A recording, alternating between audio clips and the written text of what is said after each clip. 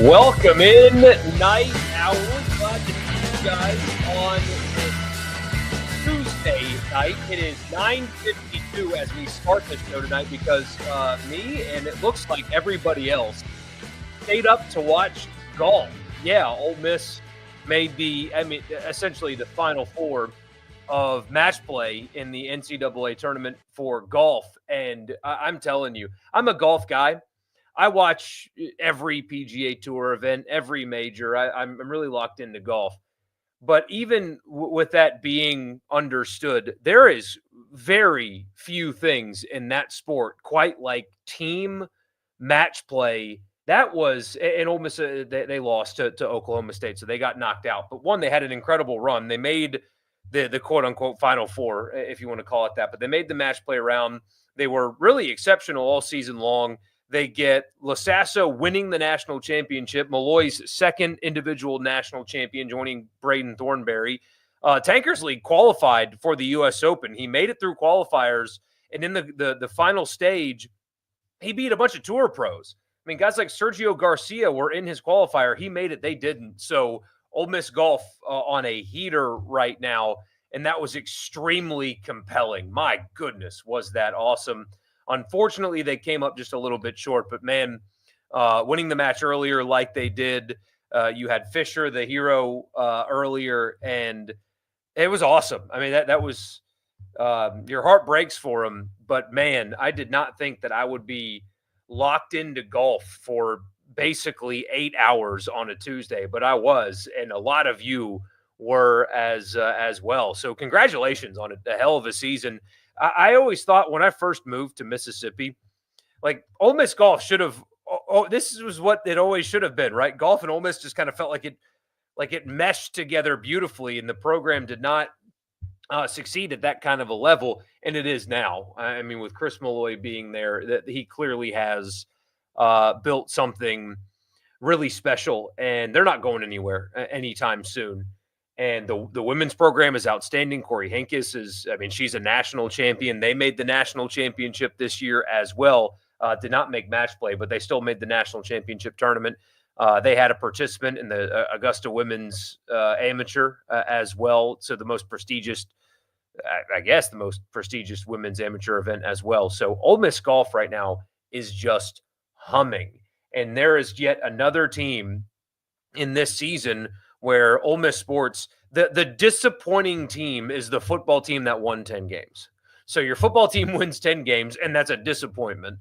Basketball, both men and women make the Sweet 16. Baseball's hosting a regional. Softball makes the College World Series for the first time. And then here's this side sport, which I know is a tier below those when it comes to interest and importance, generally speaking. But the women's golf team makes the national championship. The men have an individual champion and then make the semifinals, and they make the match play round and then make semifinals. And it took a playoff hole for them to get knocked out by one of the best teams in the country. What a year Ole Miss sports has had. Not over yet, but what a hell of a year. And a lot of non-golf fans were locked in to golf today. And I love to see it personally because I'm a big fan of the sport. So welcome into the Rebel Report. I know it's late. It is very late, so I'll get you guys out of here a little bit early. Little programming note, the schedule for this weekend. We're not going to go live Thursday because we're just going to go live after every game. So that's the plan now. We'll go live after the game Friday night, go live after the game Saturday, and you hope there's a game Sunday to go live after as well. So that's just going to be how we're going to do that this week. We're going to go live after every game. So no stream Thursday, obviously one tonight, and then we'll just go live after every game. Don't forget to subscribe, by the way, if you haven't already, and click the notification bell so you know when I post or when I go live, just to make sure that we can not balance this thing out, but just in case, we're late because of golf or whatever, you don't miss it. Also, subscribe wherever you get your podcast. Just search Rebel Report and subscribe and leave a rating and a review. And this edition of the show is brought to you in part by Toyota of Brookhaven. Check them out at toyotaofbrookhaven.com. They're on Exit 40 in Brookhaven. You don't need to live there to shop there. The car buying experience is a stressful one, especially nowadays where it feels like nobody has any money. At least I certainly don't. But the car buying experience is a pretty brutal one. go to somebody that's going to take care of you, that will treat you like a person, that will understand your circumstances, and will make sure that they sell you a good car. And they'll do that at Toyota of Brookhaven. They have a service department also. So if you live in the area, one of the highest rated in the state, tell them I sent you, by the way. You got $1,000 off any in-stock new Toyota before anything else happens. $1,000 on me at Toyota Brookhaven. They will deliver. Check out their online inventory. Even if you don't live in the area, I promise you, you want to shop at Toyota of Brookhaven. So a few things I want to get to. First of all, here's I got two cuts for you from the radio show today. I talked to the play-by-play voice of Georgia Tech, and it was a longer interview than what I'm going to play for you. We talked a little bit about them getting snubbed from hosting. A lot of people thought they should have hosted, ultimately did not. Their coach, who has been a coach there since 1994, is hanging it up after this season, so I asked him about that as well. I cut that out of this. I'm just going to bring you, when we talked about the team itself, I asked him about their lineup. They have an individual player that's putting up ungodly numbers, pitching plan, and stuff like that. So here he is right now. I'll play this for you right now. The voice of Georgia Tech baseball, and here it is for you right now. Part of the interview from the radio show today. This is the stat that everybody likes to use now, but Georgia Tech as a team hitting .315, and by my count, 7 guys hitting over 300 in this lineup. Are they as dangerous as the numbers say that they are? I think they can be. And you've seen the offense struggle a little bit. You've had Kent Schmidt, who has been the top hitter for Georgia Tech, 400 average this year. He's got 40 RBIs on the season for the transfer in from Georgia Southern in his first year as a sophomore at Georgia Tech. He missed 20 games with a foot injury in the middle of the season. You had Kyle O'Deese, who has been one of the top guys in this lineup, hitting over 330 this year. He was out for about a week and a half, a little over a month ago. And so when you had both of those guys out of the lineup, you still had some production, but it wasn't obviously what it was going to be with those two guys in it. You get Kyle O'Deese back again after about a week and a half. Kent Schmidt comes back. They both get back into the lineup within about a week and a half of each other. And you really saw this lineup really go top to bottom. And I think the biggest part, yes, you add those two back into the lineup, but it's also somebody like a Caleb Daniel, who was an all-freshman selection for Georgia Tech this year. He's coming in 321 into the regional on the average side. But somebody that's driven in almost 40 runs this year, he was having to move up to the 3-hole with Schmidt out. Now he's bumped back down to the 6-7 hole. And so it just lengthens this lineup so much. And whenever you've got guys that over the last week or so with Will Baker at second base batting 8th, and then Drew Rodgers, who had 2 home runs in the ACC tournament this past week, hitting 9th as a freshman DH, I think it shows you how lengthy this lineup can be when they're going well. And it seems like this lineup over the last week and a half or so of the regular season really made a big push to getting back to what they had been, because at times at the beginning of ACC play, before you had a couple of those key injuries, it was one of the more dangerous lineups in the ACC, and I think you're really starting to see signs of it getting back to it at the right time. Who's the one guy in this lineup that, if you're Ole Miss or Western Kentucky, whoever they're playing, where he comes up in a big spot, you think, oh, 4-letter word, I don't want to pitch to this guy? I think the obvious answer is Drew Burress. There's a lot of people across the country that think that he is the best player in college baseball, and getting to know him the last 2 years, I can't dispute that by any stretch. He is one of the hardest working people, and I've been doing college baseball for about 15 years now, and I've never been more sure that there is somebody going to play Major League Baseball than Drew Burress. His work ethic, his attitude, he came into Georgia Tech, and he was pretty solidly on people's top 4, top 5 round draft boards across Major League Baseball coming out of high school in Houston County. And he decided that if he wasn't going to be a first-round pick, he was going to come to Georgia Tech, and he was going to graduate in 3 years. Nobody in Georgia Tech baseball history has ever played baseball and graduated in 3 years from Georgia Tech. He is still on pace to do that, finishing up his second year on the flats, and he is somebody that has just been an absolute phenom to watch. He won pretty much every freshman award that is possible. He set the freshman home run record a year ago with 25. This year he comes in, he's got 58 RBI, or check that, 61 RBIs on the year, and he is somebody that can really take a game over. You saw that the last week of the regular season when Georgia Tech was having to go on the road to Duke to win the ACC tournament, or ACC regular season, I should say. And it didn't stack up well for Georgia Tech. because you had 3 teams on that final day of the regular season, or rather 4 teams that could win the ACC regular season tournament, and 3 of them were in Omaha. The other one was Georgia Tech. And Burris just kind of puts the team on his shoulders. Game 1 and Game 3, he goes 4 for 4 in each of those, and about 6 RBIs combined. And so he's the guy that can really put this team on his back and really carry it. We got just a couple minutes left here. What do you anticipate their pitching plan is going to be? Let's just pretend for a second that both Georgia Tech and Ole Miss win their first game. Who do you think the Rebels would see on the mound for Game 2? I think it's pretty safe to see a combination of Jalen Payton and Brady Jones. The back half of the season, Brady Jones has been the Game 2 starter, whether that most of the time be Saturday for Georgia Tech. He's been the Game 2 starter for the entirety of the season. Jalen Payton has taken over the Sunday role for Georgia Tech down the back half. It'll be interesting to see what Georgia Tech does with Game 1 against Western Kentucky coming up on Friday. I would expect it would be Tate McKee, who has been the Friday night guy for Georgia Tech for the entire season. Struggled a little bit down the back half, but had a really good performance in the ACC tournament this past week.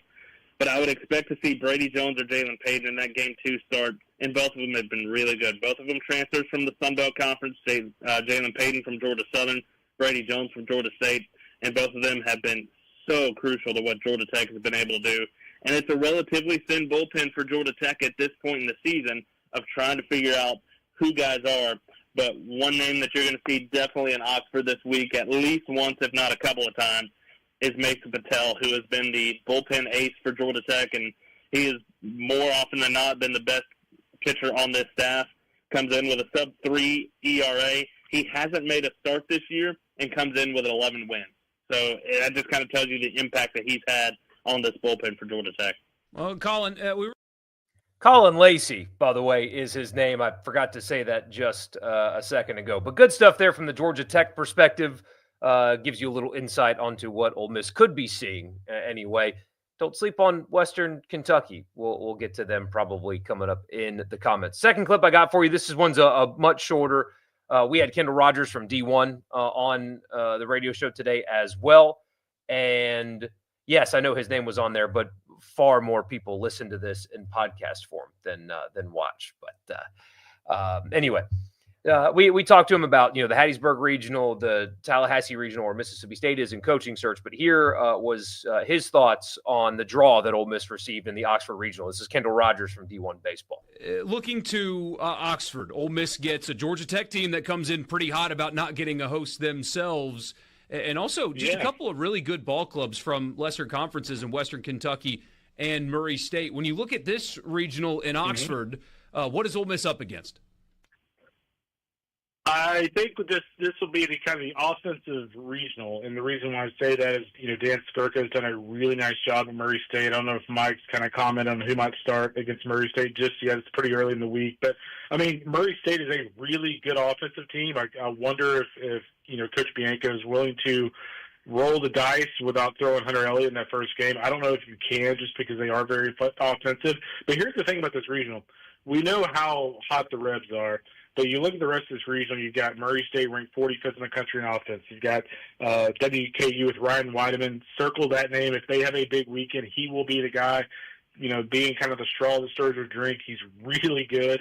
They are 14th offensively, and, of course, Georgia Tech's 13 offensively, going into this regional. So, again, I don't know if the wind will be blowing in or out, but, this has a chance to be a really, really exciting regional. All right. And again, that was Kendall Rogers. So we will talk about this regional a little bit and read your comments after I tell you. The podcast is brought to you in part by Advantage Business Systems. Check them out online at absms.com. If you're a Mississippi business and you need office technology, anything from copiers and printers all the way up to mail machines and cloud storage and data security, check them out, absms.com. Tell them I sent you. You'll get a complimentary office technology assessment. So just tell them what you need, what your budget is, and they will find a solution for you on me, absms.com. Also, Priority One Bank. They make you their priority every single day with their online banking platform. It's a one-stop shop. All you need is an internet connection, and you can do whatever it is that you need to do with your money, because Priority One Bank makes you their priority. Also, I think it's kind of a little tacky to do this on the podcast, but I'm going to do it anyway. If you want to be a part of this, if you have a business here in Mississippi and you want to attract people to your business, I can help you with that, both here on the podcast and especially on the radio show as well. Send me an email, borky@supertalk.fm, BORKEY at supertalk.fm. And I've got literally one more spot on here that I can fill, but plenty of spots on the radio show. We've got SEC Media Day packages ready to go. So shoot me an email. I promise that I can and we can help your business grow for sure. So let's get to the comments. Why not? Golf had everyone on their toes for sure. Thought we had it. Yeah, there was a couple of moments where they could have. I mean, there was, oh gosh, what was it? Tankersley, his opponent on that par 3 hits it into the water short, and then he does as well to follow that up. That was tough. And what was it? Fisher that had his opponent hit a tee shot into the water, and then he followed it up and didn't hit it in the water, but could not give himself a better layup, and then he kind of missed it right onto the cart path and couldn't take advantage of his opponent's mistake. But there were a lot of tired golf swings late. I mean, that they played a high-stakes, high-pressure match earlier in the day after going 72 holes in stroke play leading up to this. I mean, those dudes were tired, and you could tell. And Oklahoma State is filled with elite players as well. So, but knocking Arizona State out is really impressive. I mean, the U.S. amateur champion and one of the best amateur players in the country, both lost in the Ole Miss match. So, legitimate stuff there. Really impressive stuff. Welcome to Ole Miss Athletics. Witness the inevitable meltdown. Oh, no. Oh, okay. Sorry, I didn't read your whole message. Seriously, though, a great run by a bunch of guys from Walnut and West Point. Yeah. What a brutal way to lose. Nevertheless, the golf programs are elite. They absolutely are elite. Sat on the phone with your dad and stepdad separately talking Ole Miss golf the past couple of days. Whomst have thought it? It's pretty cool. It's really, really cool. Sounds good. I'll be tuning into after every game, regardless of win or lose. Appreciate you, Braxton. Yeah, it'll be fun. It'll definitely be fun. Say you listened to Rippey and Colin Brister on the podcast today, and they made some good points. This is a favorable regional for Ole Miss. Might be playing Western Kentucky instead of Georgia Tech. Yeah, and those are a couple of ball knowers as well, especially Brister when it comes to baseball. Very, very good content when the two of them get together for sure. Yeah, I don't want to be dismissive, but yeah, I tend to agree. Both of these lineups, and Murray State's lineup can really hit as well, but I do wonder about competition level with Western Kentucky. I mean, you look at either one of the starting pitchers that Ole Miss is going to see. I mean, their numbers are good. You have a sub-3 ERA with Jack Bennett. You have a 3.17 ERA with Drew Whalen. Their whip is both 1.22, well, 1.21 and 1.22. They have outstanding records. Batting average against is very good. But how much of that is Patrick Morris appears to be a pretty great reliever as well. They have a group of relievers that look like they're really capable. One's got a whip of 0.93 in 21 appearances. I mean, that's legitimately good stuff. And they've played a handful of teams that you would respect the result against, and they've held their own. But man, Conference USA is so bad. And part of me just wonders, obviously a good baseball team. And obviously on a bad day for Ole Miss, they can most definitely beat them. But I do wonder about competition level. Same thing with Georgia Tech, honestly. The offensive numbers are really impressive. I think pitching leaves a lot to be desired. But how much of that is a product of them drawing the most favorable ACC schedule you could imagine? I don't know the answer, and we're going to find out this weekend. But I do, when you look around, I do think that there are regionals like Southern Misses, for example. And I know Ole Miss couldn't have drawn an SEC team, but my gosh, the Hattiesburg Regional is more difficult than this one. There's a lot of them that are more difficult than this one. So I like Ole Miss's chances here, especially with the way they've pitched it lately. Neither Georgia Tech nor Western Kentucky nor Murray State have seen a pitching staff with the ability that Ole Miss's has. And Ole Miss has seen pitching like they're going to see this weekend. So we'll see. You'll be at Swayze all weekend, save Monday, which I hope isn't a thing. So don't say anything important. I never say anything important, so I don't think you have to worry about that. Don't like dancing around with Murray State at all. Figure they just throw Elliott and try to save the pen. I tend to agree with you, and I see both sides of it. And frankly, you can make the same exact argument. So, like when we talked about it on the radio show today, Haydad says, and like it's an agreeable sentiment that if you can't beat Murray State without Hunter Elliott, then you're not winning the regional anyway. I tend to agree. But if you can't beat Georgia Tech or Western Kentucky with Maddox on the hill, then you're not winning the regional anyway. So you can use the same argument in both ways. I understand the strategy behind switching pitchers. I get it. I think that they're going to stick with it, and I think that's fine. Especially with the way Maddox has been lately and the way this pitching staff has been lately. I would much rather get to the winner's bracket through Elliott than even try to take a risk switching around your rotation. If Ole Miss gets to the winner's bracket, they're going to win this thing. So just get there and figure it out after that. And yeah, I like your idea too of saving the pen. If you can get, 6 complete of 1-run ball from Elliott and your offense puts up 5, 6 on the board, 7 on the board, whatever it is, and you can throw some non-Mason Morris arms, non-McCausland arms in here and get to game 2 when you can have a quicker hook if you need to on Maddox and then go to those guys out of the pen, I think that's the best course of action here.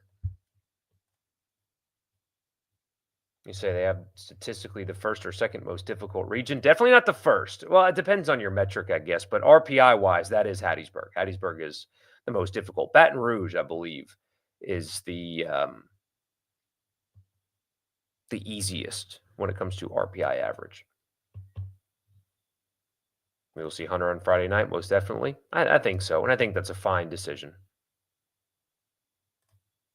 Ole Miss has the potential to win this in 3 games effectively, getting good starts out of Maddox and Elliott, then getting to game 3 with your opponent depleted in pitching. Absolutely. And when you look at what they have pitching-wise, it's Western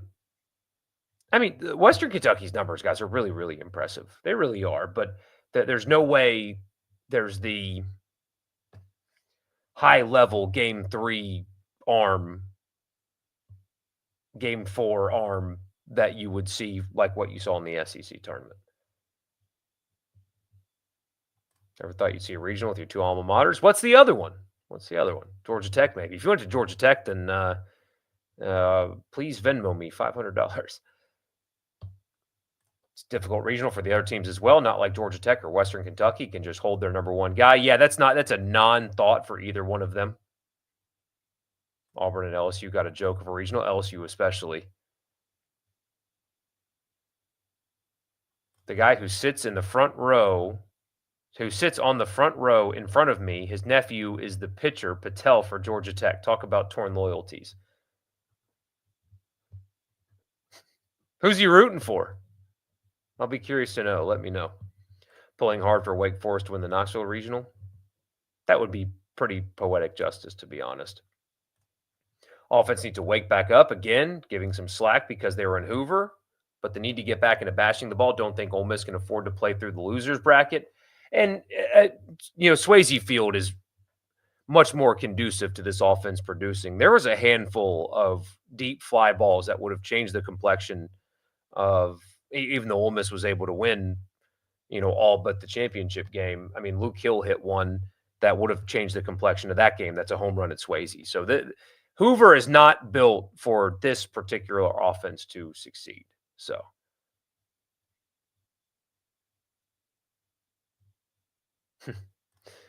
does Ole Miss have to win the regional to host?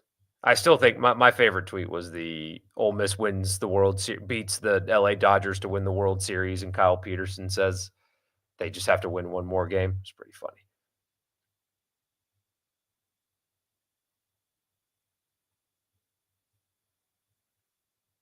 Best team Murray State's had since 1991. I mean, there are rarely bad teams in regionals. Sometimes,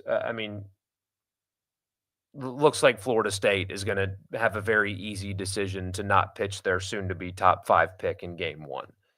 There is some of those, but when you get to this point, everybody plays good.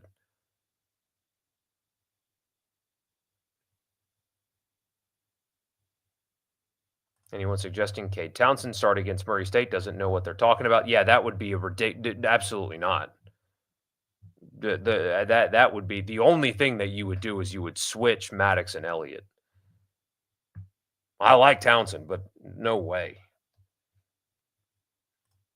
Georgia Tech might be the ACC regular season champions, but they didn't really face the best teams in the conference at all. No, they most definitely did not. Very, very easy schedule. You'll predict Ole Miss wins the regional in 3 games just because Elliott and Maddox have been dominant and the pen has been really good. I do think that they will win it in 3 as well. I think it'll be they'll sweep this regional cleanly. And I do think Georgia's going to win, and Ole Miss will play the Super in Athens. Be interested to see who they throw on Friday. In my opinion, I think it'll be Elliott. If you're asking my opinion, I think it'll be Elliott on Friday. That's who I expect.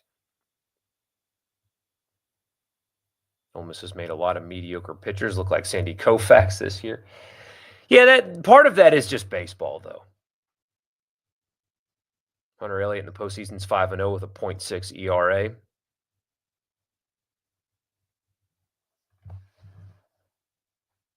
I think there's a cicada outside my window or something. Anyway, hopefully we won't get escorted out of Swayze like you were in 2018 on Black Monday. Let's get a clean sweep. I myself was escorted out of Swayze one time. I'll tell that story on a later date. They said it on the TV broadcast that Elliott's getting closer to his old form, and Maddox has really taken large strides in the second half. Yeah, Elliott is the last couple of starts, he has looked like vintage him for sure. Am I going to make it to the games? I have not applied for a credential yet. I will, and if I get approved, I won't go Friday for sure. It's taco night for me and my little guy, so I'm not missing that. But if I get approved, which I guess I should, but there is limited space there, and because Super Talk's based in Jackson, getting to games is more difficult to me. That's the one downside to working for who I work for. I love what I do and who I do it for, but living here in the Jackson area is an unfortunate side effect. Let's put it that way. Just it's hard, being a dad, going to games that are 3 hours away. That makes it tough. Can't expense babysitters either, so just kind of is what it is. Ideal Friday night would be Hunter to Calhoun to maybe Spencer. Yeah. Not even Spencer. Just Hunter to Calhoun to Rabe, If Georgia gets beaten in the regional, that would be elite. It's been quite some time since Ole Miss has hosted a super regional, as you guys know. Yeah. Home runs in Hoover way down this year. Why was that? Why do you think that was? I think you heard that the ball Luke Hill smashed would have been a homer in 16 of the 17 SEC ballparks. Hoover is the only one it wasn't. That makes sense. A routine fly ball is a school record home run at Tennessee. Yeah, it's a crackerjack box. I mean, both teams play in it, but yes, Tennessee plays in a hitter's park for sure. You think switch Maddox and Elliott? Why aren't I in California covering golf? I wish I was. Man, they were wearing sweaters today. That's the kind of weather I want. How about if we get a Tennessee-Arkansas Super? Yeah, but that means Tennessee wins, and that's not good. Do I think Alabama or Southern Miss wins that regional? I think Alabama will win that regional. I hope I'm wrong. what do I think about the non-con hosts or the non-host SEC seeds? I think that only Alabama is going to get out of it. Shame Richard Cross is getting sent out to Coastal Carolina. Not a shame at all. Not a shame at all. I'm not familiar with the work of the people that are calling the games for Ole Miss, but I am going to reach out and see if they're willing to come on the radio show. So we'll see. If you guys are a radio show listener, hope we can pull that off because that would be a good conversation. So Alabama should have hosted. They absolutely should have hosted. They got snubbed more than Georgia Tech got snubbed. I mean, just by objective measures. Speaking of, we need to talk playoff and stuff like that coming up here soon. We'll do that when the regionals are over because a lot of stuff is happening at spring meetings. But anyway, all right, we'll be back. It's really late, but I appreciate you guys being here. We'll be back live after the game on Friday. That's what we'll do. After the game Friday, we will be back recapping it together. After the game Friday, Saturday, Sunday, every game, we will be live 5 minutes or so after it goes final. So I'll see you guys then. I appreciate you. Enjoy the rest of your week. If you're traveling to Oxford, be safe up there. And I'll talk to you guys after the game on Friday. See you then.